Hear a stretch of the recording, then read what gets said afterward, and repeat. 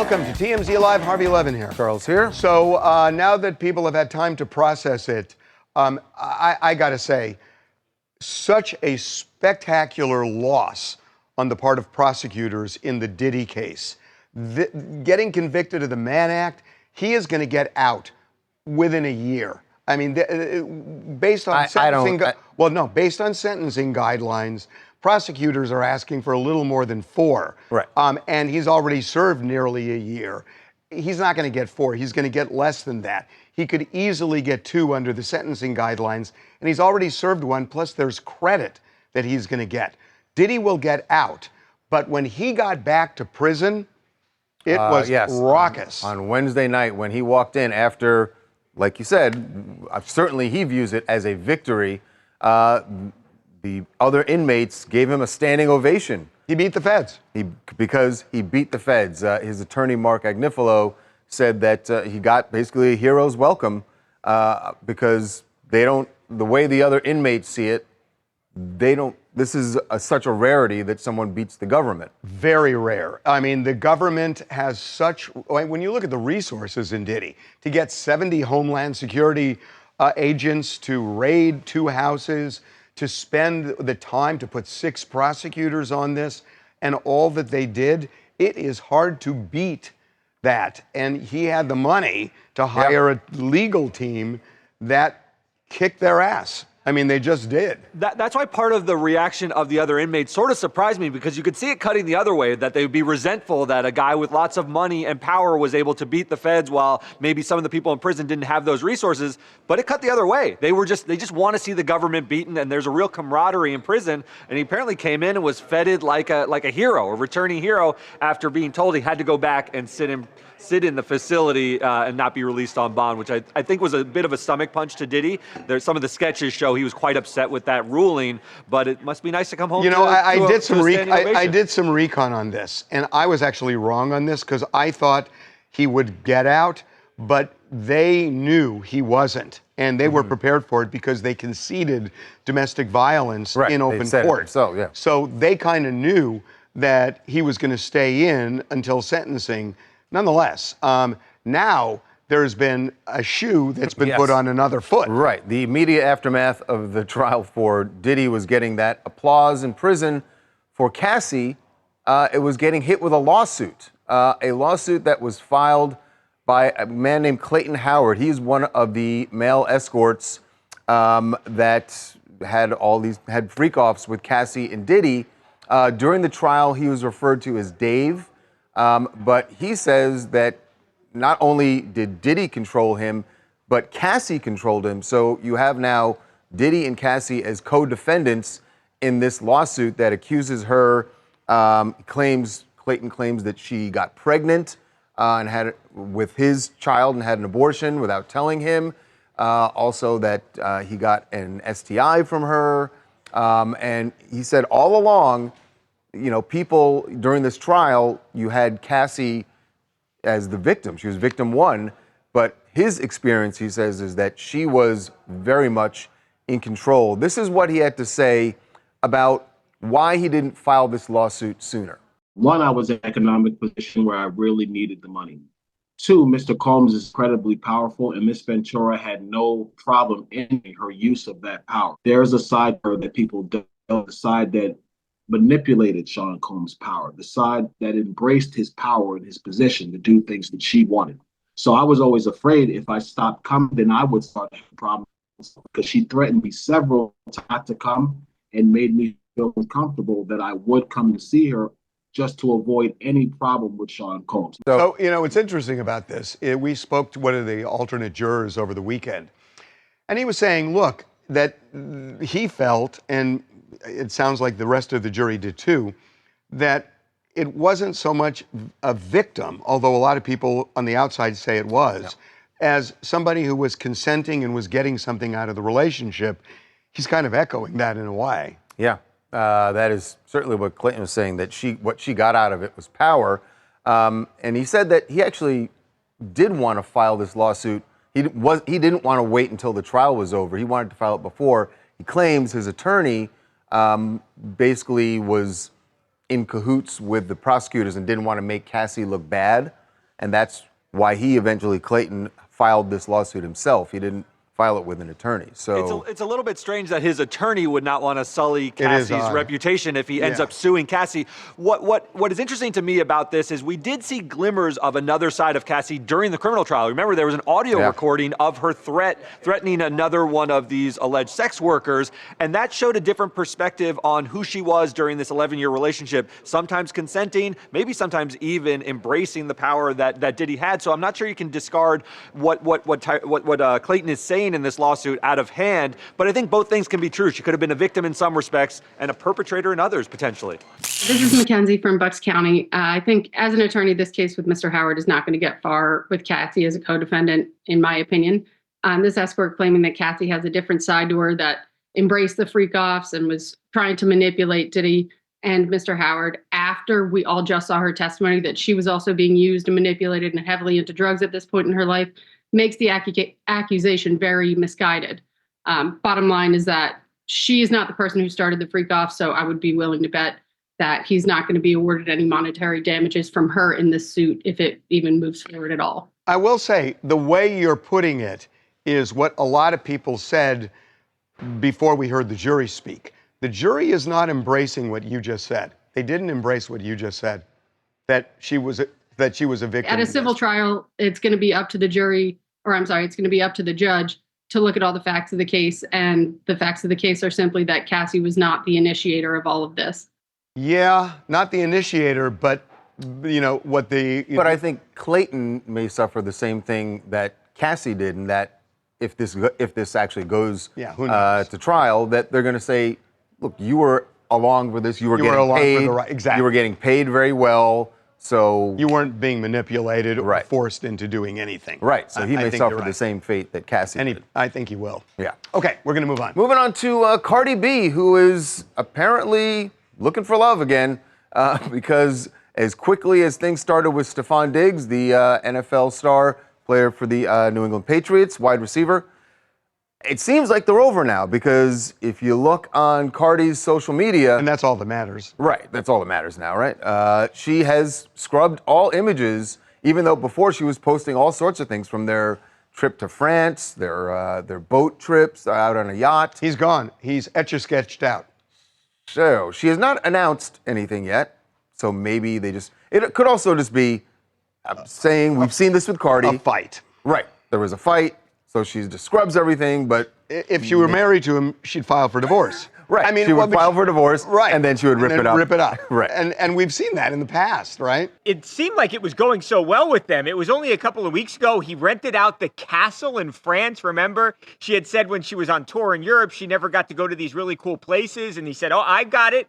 We'll take a trip over there, and we'll rent the castle, and it'll be really romantic, and they spent Valentine's Day together. I mean, they really have been inseparable the last couple of months, but I agree with you guys. It's like if it's not on social media, it doesn't exist, so this must be over. Hi, I'm Kelsey from San Francisco, California. I think Cardi B, she seems just really quick to promote all her relationships and then really quick to delete them. She should just be keeping them on the down low at this point, because it's been really wild for her.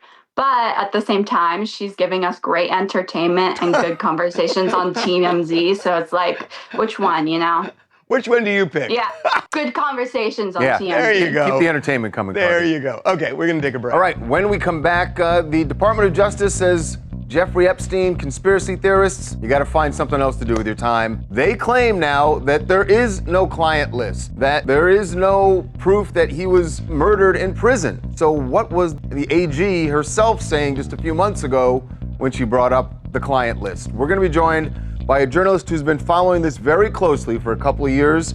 Tara Palmieri will be with us when we come back.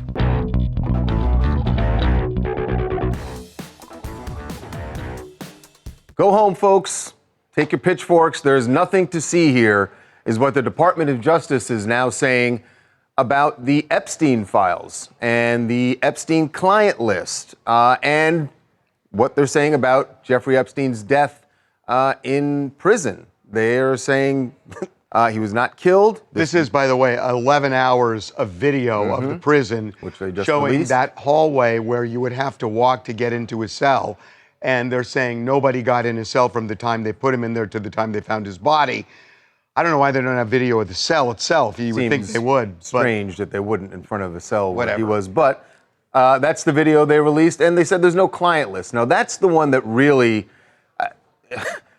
look, the Department of Justice is saying this, and FBI Director Kash Patel said this last month, and people raised an eyebrow like, what do you mean that there's no client list? Well, it flies in the face of what, this is what Pam Bondi said on Fox News back in February. The DOJ may be releasing the list of Jeffrey Epstein's clients. Will that really happen? It's sitting on my desk right now to review. That's been a directive by President Trump. So have you seen anything that you said, oh my gosh? Not yet.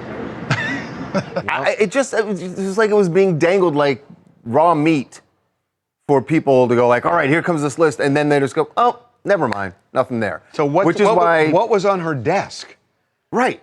What was on her desk? She said she had a client. Was there on her anything desk. on her desk? Was there? Yeah. So listen, this is people on both sides of this who think that there is something or think that there isn't. They're all up in arms and not really knowing what to believe here. Someone who has been following the Epstein case for years very closely on her own show, also for several different media outlets. Tara Palmieri joining us right now. Tara, welcome to TMZ Live. Thanks for having me. So you've done a deep dive in this. Is there a list or is there no list? Because we're hearing both from the same office. From the same office. Right. It's very confusing. First of all, I just want to say that Pam Bondi, the U.S. Attorney General, has zero credibility on this case because she says there's a list, there's not a list. Okay. Anyone who's been covering this case for a substantial period of time knows there's no list, but the evidence they have is much darker, more complex and damning. I mean, they have videos, they have footage, they have pictures of Johns with girls. Now, the question is, are all the girls underage? And that's when it gets tricky and more complicated. I know I worked very closely with Virginia Roberts Giuffre, who passed away. She was obviously there with Jeffrey Epstein at the height of his sex trafficking operation. And her lawyer, Stan Pottinger, brought her into the FBI to look at pictures of Johns over the bodies of naked girls and to identify if they were her bodies. And in one case, she said, no, that's not my body. Those aren't my breasts. So the FBI has evidence. And the fact that they're saying that there are no uncharged third parties, to me, suggests that they're gun shy. And I was told just weeks ago from a senior law enforcement source that they were using that evidence to build cases against the Johns. But I do think that they might not be willing to because they know that these are the most powerful men in the world. Now, like I said, there's no Epstein list, but the girls had their own lists of the men that they were trafficked out to. And there's evidence of the men that were around Epstein. So, Tara, should people follow, Elon Musk himself is saying that he's not buying this. And he, of course, was one of the people who raised the Epstein list in reference to President Trump, which he then took back. Which way should folks be leaning here? Is Elon Musk correct, or do you buy what the government is now saying? President Trump is in the files in the sense that he is on the flight logs. He's in the little black book. Now, just because you're in the files doesn't mean that you necessarily were trafficked young girls. Right. We don't have a smoking gun connecting those two in terms of sex trafficking. We do know that President Trump was a very good friend of Jeffrey Epstein at the height of his sex trafficking operation, but that's all we know. And I've never spoken to a survivor that was personally trafficked to Donald Trump. But Donald Trump was deposed and he talked about his friendship with Jeffrey Epstein. He said that he thought it was weird that Jeffrey Epstein was around all these young girls all the time. It's just, there's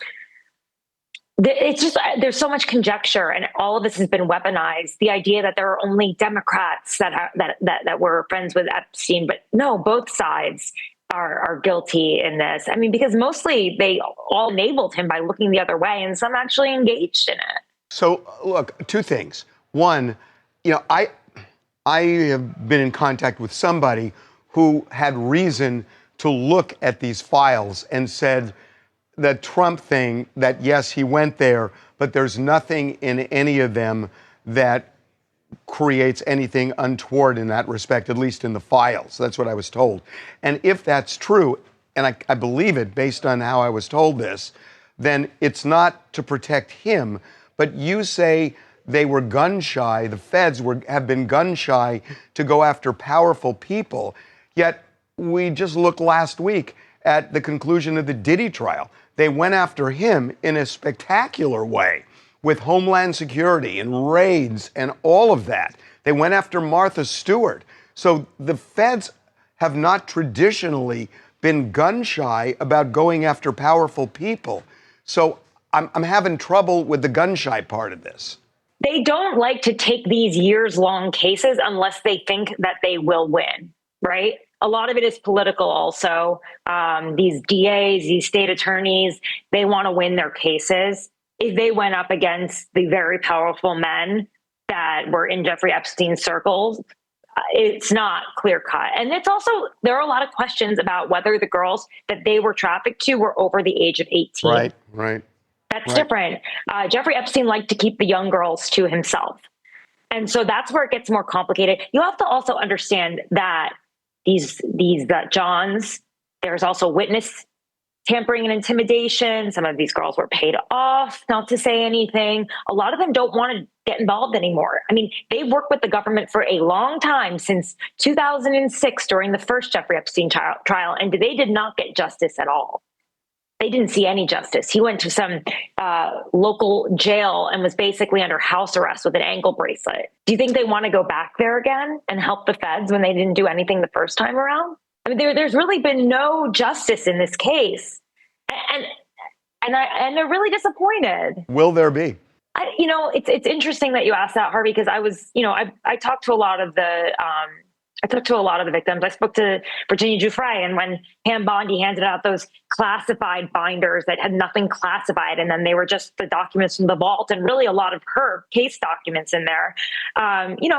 She said she hoped for more. Elon Musk promised her more. Personally, Donald Trump said that they would actually release the files. But I was talking to Maria Farmer, who's a victim as well, and she said the abuse for me isn't sexual. It's decades of systematic government abuse from the top. And that's how they feel. It's just they've been let down for so long, and now you're just going to say, case closed. I mean, the closest bit of justice there's here is that Ghislaine Maxwell was convicted of sex trafficking. Does that? To who? To who? Who is she? Who is she sex trafficking to? Right? Yeah. So to the victims, that feels incomplete. That she was just a patsy. Yeah. Exactly. Just one person goes down for all of this. It's convenient. It happened over a holiday weekend.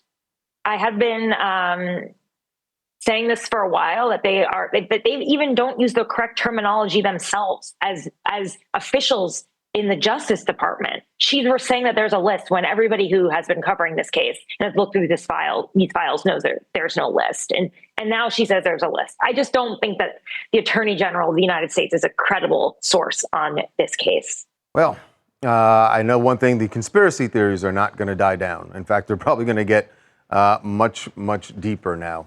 Tara, thank you so much for being with us. Yeah, we're so happy Obviously, you came on. The Tara Palmieri Show, you can see on YouTube, and also her Substack, The Red Letter. Really appreciate you being here. Thank you, Tara. Thanks. Bye. Okay, we're taking a break. All right. When we come back, Love Island USA shaken up once again. Another contestant given the boot, and racism at the root of it again. TMZ's got every freaking thing. Big celebs, big stories, big events. Justin Timberlake made Portland kids' dream come true by joining a bike bus ride. And they always listen to Justin Timberlake. Cry me a river when they fall. It's TMZ. Well, if you are a passionate viewer of Love Island USA, like some people I know, you know about the latest shakeup. And if you're not a passionate viewer, you're definitely hearing about it at work anyway. Sierra Ortega, no longer on the show. Now, we're going to tell you in just a second here why she was booted, but this is how the news was broken to fans watching the show. Welcome back to Love Island USA. Sierra has left the villa due to a personal situation, leaving Nick officially single. Right before Sierra had left, my mind was clear. I knew what the future would look like, and now I'm lost. He's lost, man. I mean, He's lost, Harv. Dude, he was with her for 5 weeks. Of course, you know what your future is for the rest Well, of I wonder if Nick knew about Sierra's old social media postings where she used a ethnic slur about Asian people. Using the C word. The C word. There's the context in which she used it. That was in 2015. And then another post, she was in 2023 talking about getting sort of like eye procedure done and describing that why she did it. I just want to call BS for a minute. Mm-hmm. I mean, we have seen this every season in Big Brother. We have seen it on other reality shows. Yes. And somebody always gets booted. If the producers of these shows really wanted to scrub the cast of any of this, it's easy to find. I mean, that was 2023. Yeah. I don't think Agreed. they want to find it as much as everybody thinks they want to find it because it calls attention to the show. And I'm not ascribing that to Love Island or to any particular producers. In general, reality show producers kind of look, and it's due diligence. Certainly the 2023 one, you would think, all right, they must have seen that. Yeah, Maybe they just thought, oh, well, there wasn't any big reaction on her post because itself. Because she wasn't famous then. Right, exactly, which is the part that they're not. Exactly. And none of them are until they go on. So apparently, if they want to know, they would know. People online, people watching the show did figure out why she was booted, and her parents forced them to make sort of this plea. They said, we are not here to justify or ignore what surfaced. We understand why people are upset, and we know accountability matters. But what's happening online right now has gone far beyond that. We're simply asking for compassion, for patience, for basic human decency, not just for her, Sierra, but for everyone caught in the middle of this. And I think the reason her parents had to come on too, which is kind of crazy, is all her friends dropped her. Her friend MJ was known for running her Instagram account this whole time while she was on the show. And then last minute was like, oop, just kidding. Like, I don't defend her at all. So her parents had to then take over. And like for the show to say that she left for personal reasons, like, we all know why. Hi, I'm Caitlin Marshall in Denver. It goes without saying, Love Island USA Season 7 has really been wrought with controversy, but it can be a learning experience in many ways for stronger vetting during casting and for individuals who speak that way to see the consequences of that type of behavior. Hopefully, though, the passion of the fans gives way to more empathy, but bad behavior has consequences, and unfortunately, Sierra is learning that right now. What do you think Nick's going to do now? He's going to go right on over to Alandria, and we are shipping Nick Alandria, but I think he jumped ship from Sierra so quickly. The body was not even cold yet, y'all. I think he's got that chemistry there. We're going to have to see what happens with that. You know what I love? He was asking you in a facetious way, mocking Nick. Jumped in and you jumped in and gave him this whole diatribe. She's ready. Boy. Well, that was hysterical. Okay, we got to take a break. By the way, you'll be watching. Yeah. Are you done with it now? We're taking a break. Wow. How quickly they turn. When we come back, Orlando Bloom on a yacht with Katy Perry. I thought they broke up. Well, they did break up. They did break up, but there is a reason that they were together on a yacht with their good buddies, Jeff Bezos and Lauren Sanchez as well. Sorry, Lauren Sanchez Bezos. Right. We'll show you the big reunion and what's behind it when we come back.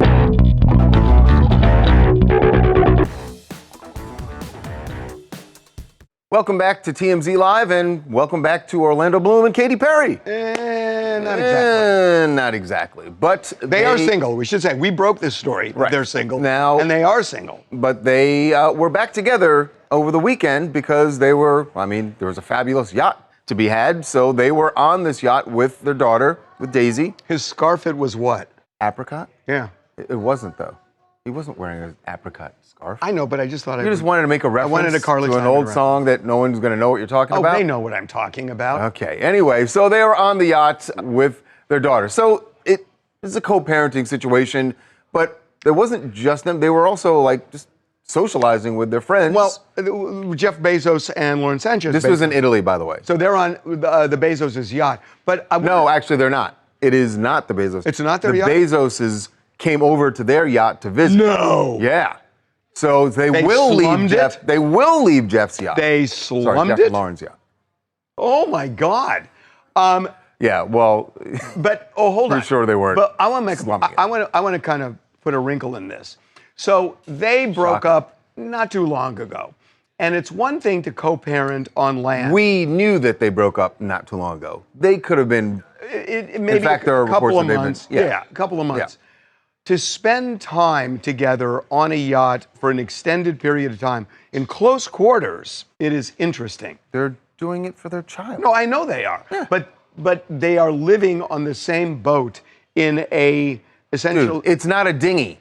I understand. I'm pretty sure that there's plenty of distance between them. I don't think there's plenty of distance. You just run in. Listen, you know about these super mega yachts more than the rest of us do. So please tell us about the distance between staterooms. That's all I know. But by the way, there's like so many people on, because we got another set of photos of them over the weekend, and they were on with like Michael Keeves, the big power broker in Hollywood, was on the boat with them. A venture capitalist, Ben Sherman, and their family also joined on the trip. So this is like a big, family affair. But in a way, the whole thing that they said was, we're going to be a family unit even after we break up. You're going to see us in many settings together. And here we are already seeing them in that kind of family unit setting. So what it says to me is this was sort of amicable. They would not be together on a boat for 7 or 8 days or 9 days or whatever if it weren't somewhat amicable. I mean, this ain't Kim and Croy. No, it's definitely it's not Kim and Croy. I don't think we're going to get any body cam of Orlando Bloom and Katy Perry on their yacht. Hey guys, I'm Jamila and I'm in Reno, Nevada. And you guys, they actually both look really, really happy. I think they had a very kind of content relationship. So I don't think this is surprising. I think co-parenting looks great on them. I think we'll continue to see this. And I think, honestly, they just didn't have a lot of drama in their marriage. So I think this is a really good look for them to continue to co-parent. I was surprised. By the way, they weren't married. They weren't married. They were engaged. They weren't married. Interesting. I was really surprised to see them breaking up. I thought they were just, super happy. Yeah. Yeah, you know Hollywood. You never know. Okay, we are going to move on. Yes, to Chicago. To Alex Cooper, who, of course, the host of the Call Her Daddy podcast. And you can call her Daddy, just don't call her Harry, because she was at the Cubs game yesterday and was invited to do the Cubs tradition, singing "Take Me Out to the Ball Game." Here's how it went over. All right, Daddy Gang and Cubs fans, are you ready? You've never seen something like this before. A 1, a 2, a 3. Take me out to the ball game. Take me out to the crowd.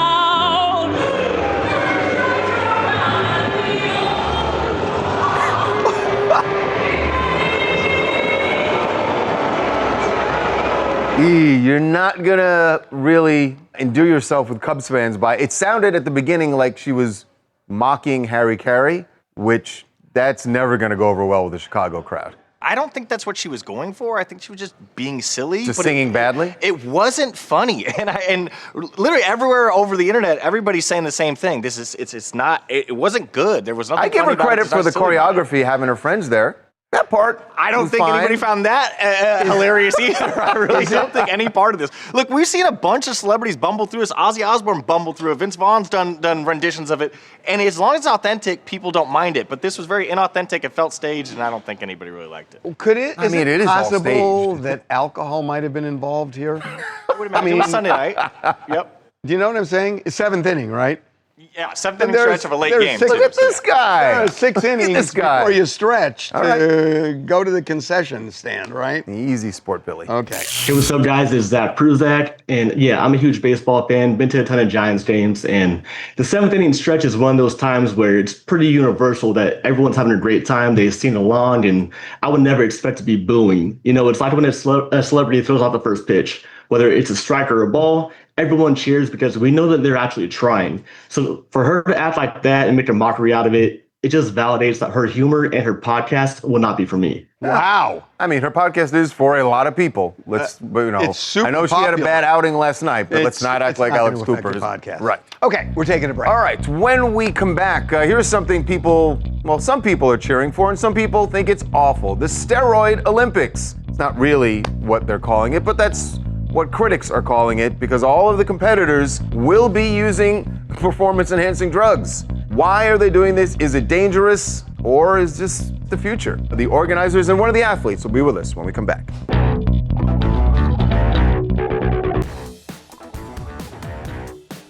What happens in Vegas is not going to stay in Vegas, because everybody is going to be talking about an event that is kind of like the Olympics, but the exact opposite of what the Olympics allows. In other words, all these athletes will be using performance-enhancing drugs. It's called the Enhanced Games, scheduled to go down next year in Vegas, and it has already got the athletic world buzzing. Some of it positive, and some of it, as you'd imagine, negative. And there are people who want to shut this down. I love it. So what's behind the push to do this, to put these games together?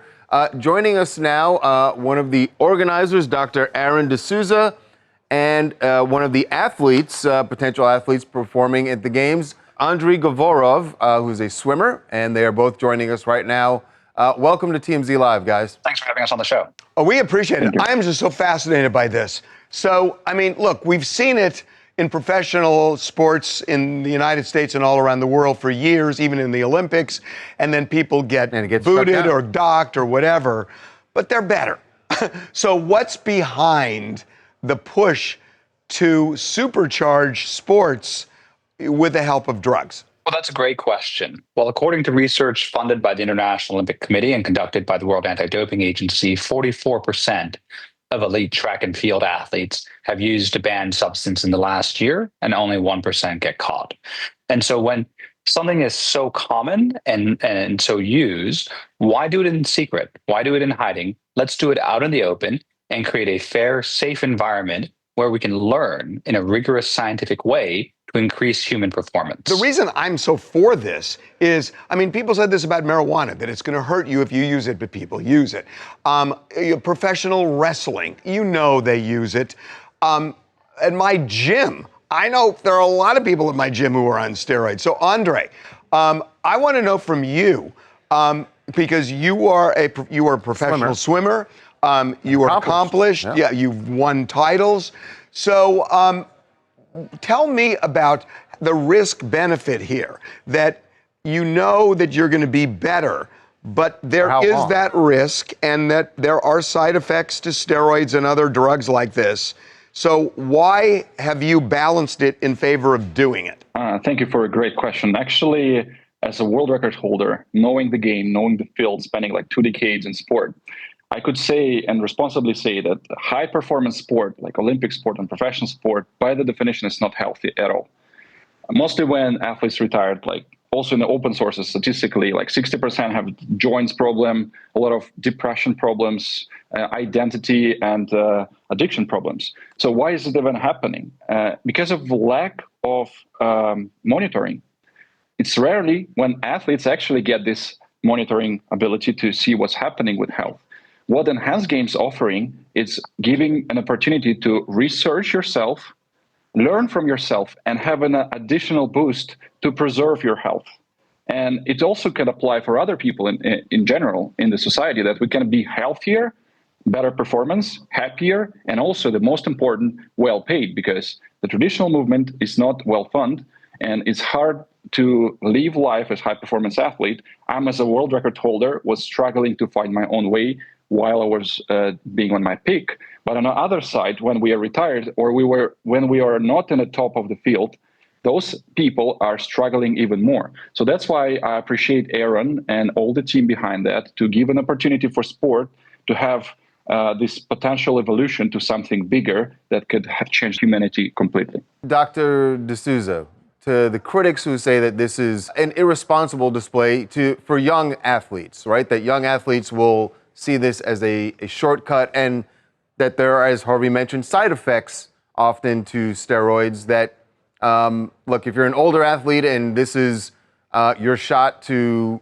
regain your youth, that's one thing. But for younger athletes, that this is setting a bad example for them. To that, you say what, Dr. D'Souza? Well, I say that the two longest serving sponsors of Olympic sport in the United States are Coca-Cola and McDonald's, two organizations that have done more damage to public health than any other entities in the totality of human history.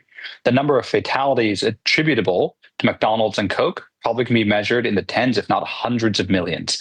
And these are the two largest sponsors of Olympic sport.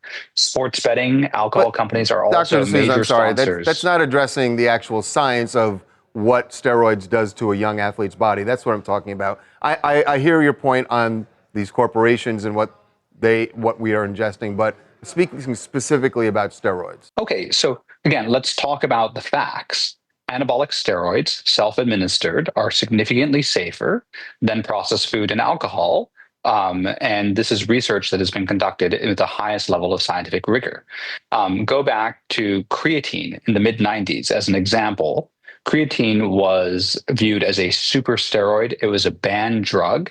And now it's available at Whole Foods, right? And it's seen as having immense benefits, particularly in terms of brain health and athletic performance. We have to get past the hysterics and look at the science. And ultimately, the science shows that these substances can be used very safely, particularly with clinical supervision. I would note that every athlete that competes at the Enhanced Games has to undertake a full system health checkup, blood work, MRI, echocardiograms, to make sure that they're healthy and safe to compete. This isn't a free-for-all. This is a rigorous scientific project. You guys are good. I mean, you guys have the arguments down. I got to tell you, Andre, the only thing is, I just want you to know that there is a side effect to this interview, that I watched you do the butterfly and the crawl. I am ashamed to get back in the pool. I swim every day. I want to see you do the training where you go underwater. I watched you, and I just felt so bad about myself, I can't even tell you, honestly. Well, we'll see how the games go. Scheduled right now for next May in Las Vegas. I'm fascinated. There'll be a lot of eyeballs on this, Absolutely. Hey, thanks, guys, very, very much. I mean, thank you for that word. Thank you for words. It's really stunning. So you should join the pool and probably get enhanced and be part of that. You think I'm going to do steroids at my age? Are you kidding me? Although I'm not taking the bait. I'm not taking the bait here. Who cares about the side effects? Thank you, guys. Thanks, guys. Really appreciate it. That was so interesting. They are good. I mean, they make arguments that are airtight. Will that was definitely good. watch. People will definitely watch. And their critics are also going to be watching to see how this actually affects these athletes. Wow. We're taking a break. All right. When we come back, more fallout from the Brian Kohberger plea deal. The family of Katy Gonsalves is trying to give back the $85,000 people donated so they could go to the trial, a trial that's not going to happen. But we will tell you why some people don't want to take the money. Buckle up, party people, because the TMZ After Dark Tour has hit Hollywood! Get ready for a 2-hour rager on wheels with the DJ dropping beats as we hit Sunset and Hollywood Boulevard, baby! We see the hottest restaurants, sickest clubs, and stop at banging bars along the way! The festivities kick off every weekend from the Hard Rock Cafe at 7:30 p.m. So head to TMZTour.com to book your tickets for the TMZ After Dark Tour! It's gonna be epic! Well, the family of Katy Gonsalves were one of the loudest critics last week when prosecutors in Idaho announced that they had struck a plea deal with Brian Kohberger and that there would be no trial. He's just simply going to go to prison for life without the possibility of parole.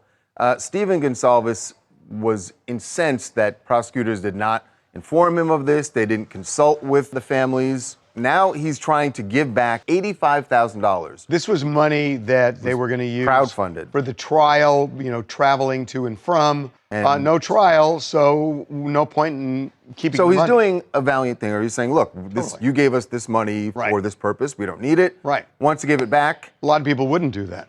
No, kudos to him, but there are some people who don't want to take the money. They're like, you keep it. Exactly, guys. It's not as though this family isn't already going through so much stress right now. What happened was that since the GoFundMe closed before they knew the plea deal was going to happen, it's on them now if they want to return the money to do so, and they're trying.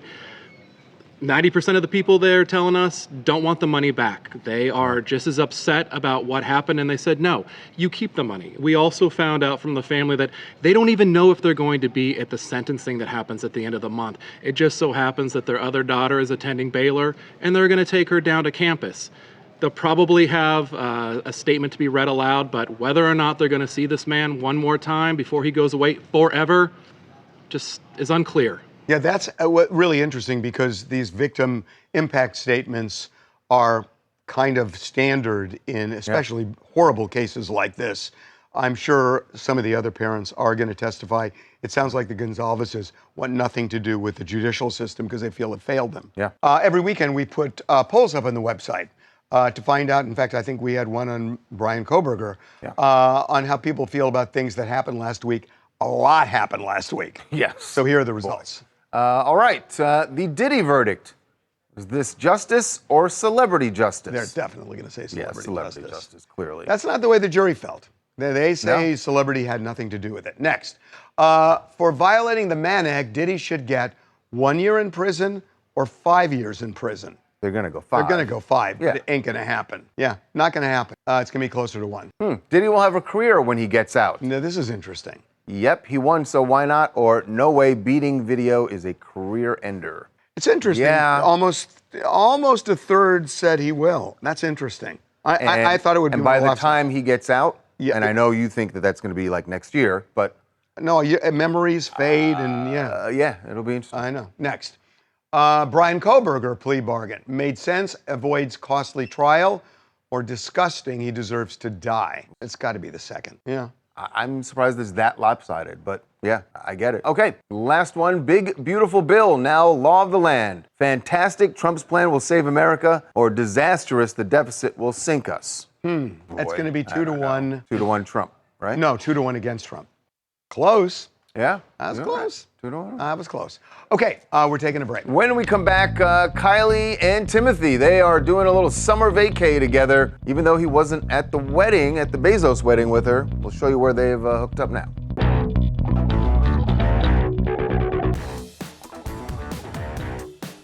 I know you are poo-pooing this, but I really think that the Bezos-Sanchez wedding has done a lot for Europe celebrity tourism anyway. Please. All the celebs who were there in Venice for the wedding have now gone their separate ways. What, they go to Fresno otherwise? And they are continuing vacations with even their significant others who didn't make it to the wedding. Case in point, Kylie Jenner and a gentleman in a scarf. What is he doing with that? I don't know if he was just trying to cover his face more. No. He's not covering his face. I think it's a fashion statement. It's not a fashion It statement. is a fashion I statement. think he's just being goofy. It's a total fashion He's wearing a jersey. I understand. What is he needs to make a fashion statement while wearing a jersey? He's not hiding his face. You see his I agree he's not hiding his face. I think he's just goofing off.